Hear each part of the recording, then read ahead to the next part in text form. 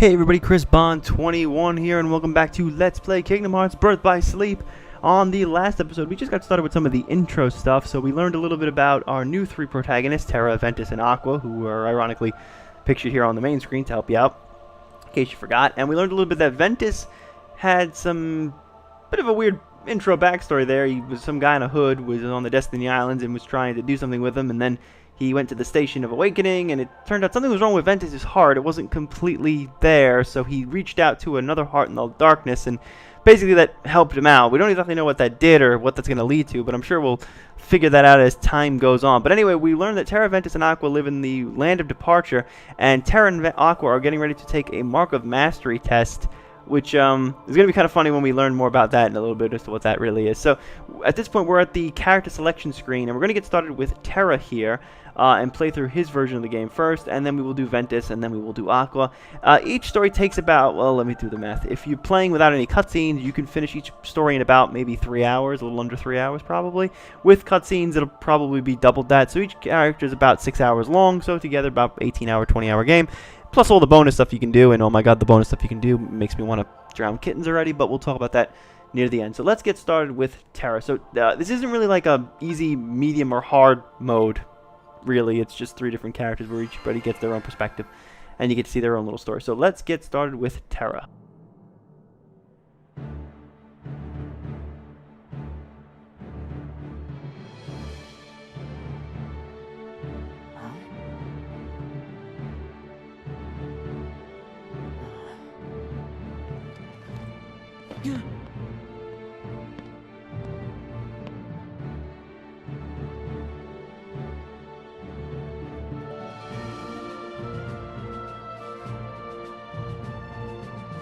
Today you will be examined for the Mark of Mastery.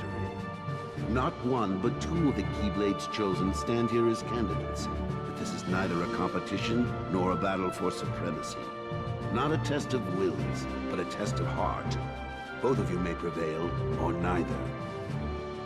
But I am sure our guest, Master Xehanort, did not travel all this way to see our youngest prospects in years fall short of the mark. I trust you are ready. Yes. Then let the examination begin.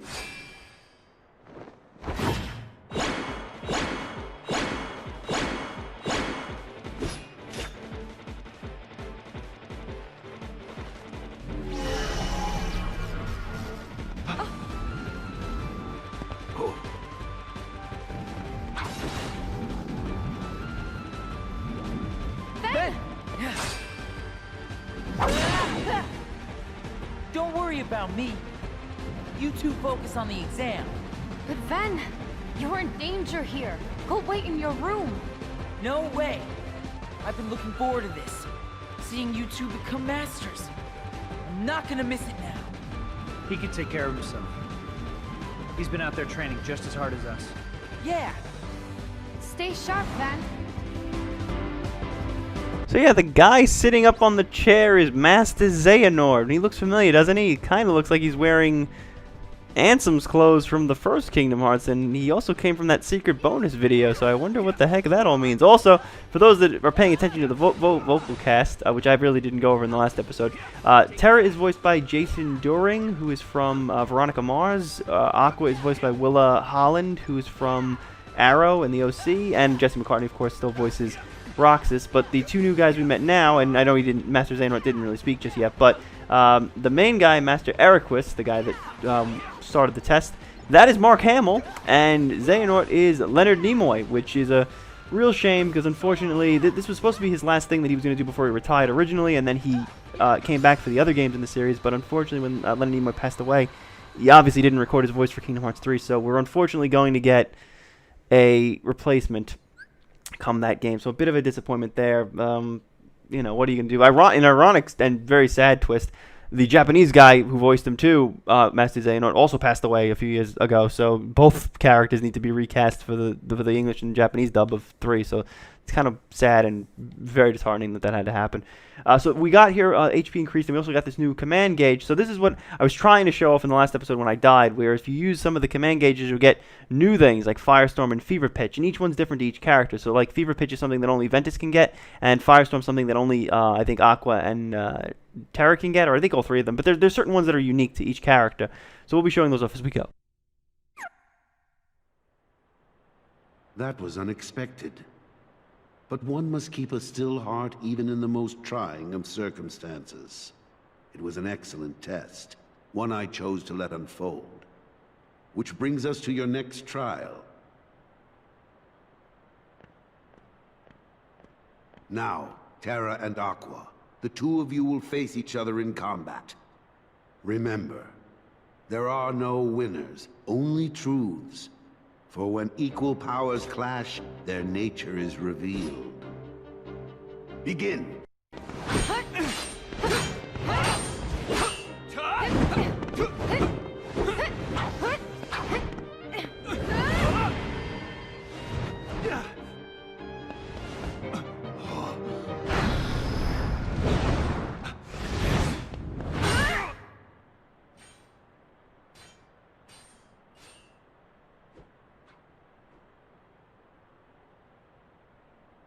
We have deliberated and reached a decision. Terra, Aqua, you both performed commendably. However, only Aqua has shown the mark of mastery. Terra, you failed to keep the darkness within you sufficiently in check. But there is always next time. That is all. Aqua, as our newest Keyblade Master, you are entitled to certain knowledge. Please wait here for further instruction. Hey. Terra, I'm sorry. The darkness. Where did it come from?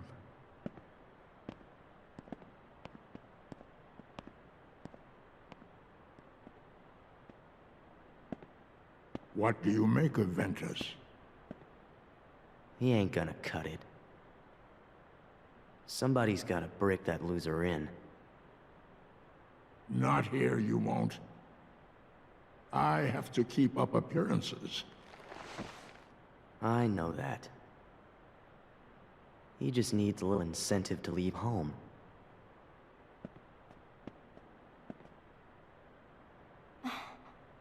Sorry. But I need some time alone.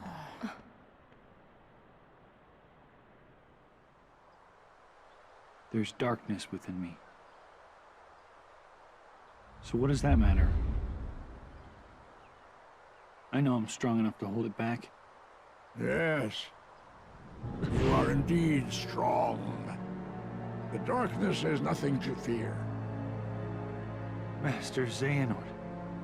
And yet, how frustrating that Ericus refutes its power. Why, you could train with him forever, and still, you'd never be a master in his eyes. But why? Help me understand, Master Xehanort. What is it that I failed to learn? You're fine as you are. Darkness cannot be destroyed. It can only be channeled. Yes. Thank you, Master.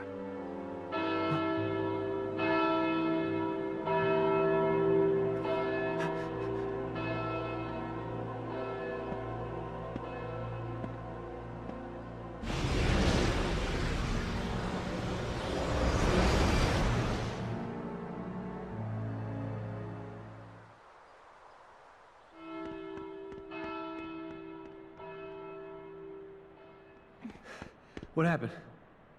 I don't know. Why isn't Ven here? Very well, then. I will send my pupils to investigate. Yes, I understand. Farewell.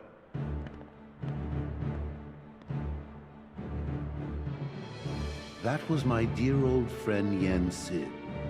As you know, he is master no more, but he still keeps a close eye on the tides of light and darkness. His counsel serves as signposts on the road we wielders of the Keyblade must walk. All the more reason then for concern, for he tells me the princesses apart are in danger. Not only from the forces of darkness, as you may assume, but also from a new threat, one that feeds on negativity. Fledgling emotions that have taken monster form. Yen Sid calls them the Unversed. As wielders of the Keyblade, you are tasked with striking down any who would upset the balance of light and darkness. The Unversed are no exception. I tried to pass this news on to Master Xehanort, but my repeated attempts to reach him have failed. I doubt there is any connection, and yet this all troubles me. Master Xehanort is gone?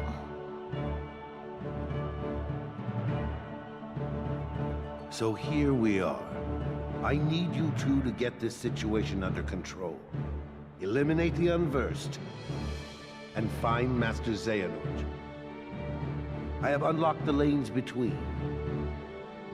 You may use these forbidden pathways to travel between this world and countless others.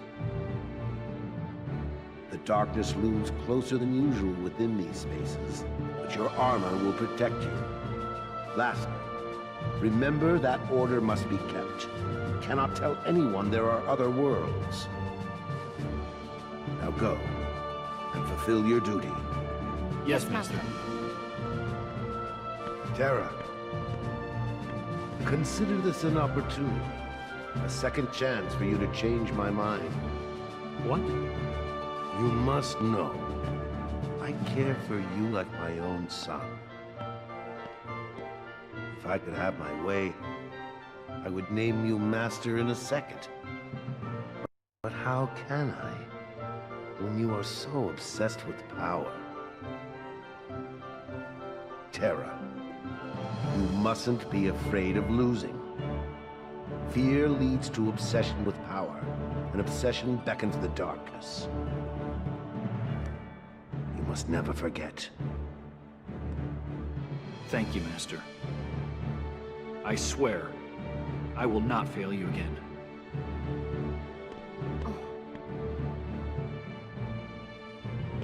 Terra!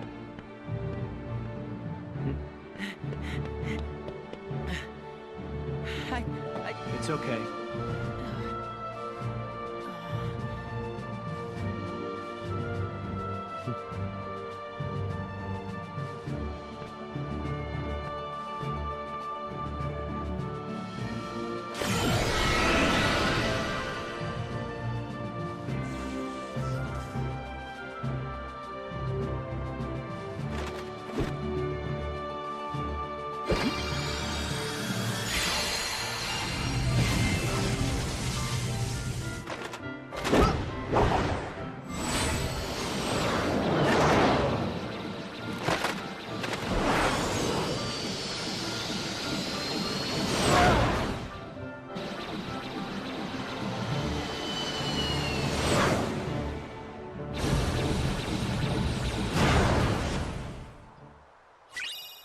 Alright, so a lot to unpack in those little cutscenes. So you might be getting a little bit of a Star Wars-y vibe, not just because, again, Mark Hamill's here, but ironically there's a lot of Star Wars and Star Trek references in that scene. So yeah, we have a little bit of Star Wars referencing with Xehanort sort of prodding Terra along, sort of Palpatine Anakin style here with the darkness is your friend and there's no reason to change, and then you've got Ericus kind of being like Obi-Wan and he treats him like a son, and then of course the whole thing that you can't tell other people that you're from other worlds, and that's so like the Prime Director from Star Trek. It's all very sci-fi. Also, I can't tell you who voices the kid that we saw on the wall that looked like he was wearing a red bodysuit, which also looked kind of familiar to a character we saw in the first Kingdom Hearts game, a certain hula skirt wearing character I mentioned. I can't tell you who's voicing him because that would be like the Omega is spoiler ever, so just leave that one alone. So yeah, we forged a deal with Ventus, and I believe we'll also have formed one with Aqua as well. I believe we'll get that now. So yeah, we can summon them to our gauge, and you can get these little flower thingies to power them up. Also, Terra's armor looks very familiar, so there's really no point in hiding it anymore. Yep, Terra was in fact the Lingering Will that we fought at the end of Kingdom Hearts 2. As to what all that meant, because obviously he mentioned Aqua and Ven when he was there. He also mentioned Xehanort, so he obviously has some sort of knowledge of him. Well, obviously he knows him now, but as to what it all means and how he got there, maybe we'll figure that out before the end. So we unlock the command board for the land of departure if you're so inclined to go do that and, you know, kill yourself. Real fast, we're going to call it here because it's about 15 minutes, and I do want to keep these episodes short, so this is what I'm talking about. I could go to the next world, but I'd rather save it. So yeah, this is the world map. So it's very similar to Kingdom Hearts 2. The difference here being is that there are no more gummy ship routes. So for example, this is the entire map. We're going to go all the way over here by the game's end, so it's already open. That's just nothing's here right now. But we're going to head over to the center here, or the left side. And these are the first 3 worlds. So the first 3 worlds that we're going to go to are the Enchanted Dominion. Then I think Terra goes to the Castle of Dreams over here, and then the Dwarven Woodlands. So this is finally the long-awaited reveal of Sleeping Beauty's world, Cinderella's world, and Snow White's worlds, which were explicitly absent in all the other games. And I said one day we would get there, and this is that day, or at least it will be the next episode whenever that guy upload that. Also, I want to talk about this place real quick. So this is going to open up at the end of the next episode. This is the Mirage Arena. And I'm just going to talk about this now because we won't be going here for a very, very long time. Basically, this was where the online mode of Birth by Sleep took place, where if you had the ad hoc wireless thing, which I think maybe 2 people ever used, because I certainly never used it, because I actually never knew anyone that owned a PSP. But this is where you could like join up with your friends, and I think you could go 3 people into one of these things, and you could fight Heartless and not Heartless, but like Erica said, there's a new enemy in this game, the Unversed. So there's no Heartless in this game, and there's no Nobodies because timeline-wise, the Heartless haven't become a threat, and the Nobodies are a response to the Heartless. So obviously, because no Heartless, no Nobodies, so we have to have a new enemy. So we have the Unversed, who look kind of just like Heartless when we get right down to it, but they're another enemy type. So yeah, you can fight the Unversed here. The command board can be played here, and a couple of mini games from later worlds can be played here as well. This is all mostly done with the reports, so we're not going to even go here until the end of the game. So on the next episode, we are going to land in the Enchanted Dominion, which has a very high battle level of 1. And we are going to see what's going on here. So obviously we're going to check on the Princesses of Heart. So maybe this will tie into some of the early stuff that we saw in the first Kingdom Hearts game about Maleficent. Because obviously this is Maleficent's world. So maybe we're going to learn a little bit about where she came from and what happened. But we will all figure that out on the next episode. So thank you for watching, and I hope to see you on the next part.